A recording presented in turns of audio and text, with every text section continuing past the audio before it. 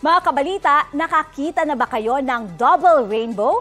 Nakuhanan niya ng isang guro sa UP Maguindanao del Norte. Kwento ni Christine Leysa, sakay siya ng motor pauwi nang makita ang kambal na bahaghari sa barangay Borongotan kahapon. Perfect combination daw sa makukulay na bahaghari ang payapang langit, matatayog na bundok at berdeng palayan na saktong tinatamaan ng sinag ng araw. Nawala raw ang pagod niya sa maghapon dahil tila sinasabayan siya ng magandang view pauwi. Lumitaw ang double rainbow kasunod ng pag-ulan sa lugar.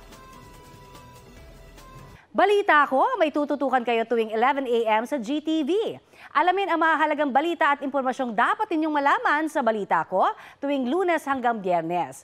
Mag-subscribe din po sa GMA Integrated News sa YouTube. Sa mga kapuso naman abroad, maaari po kaming masubaybayan sa GMA Pinoy TV at www.gmanews.tv.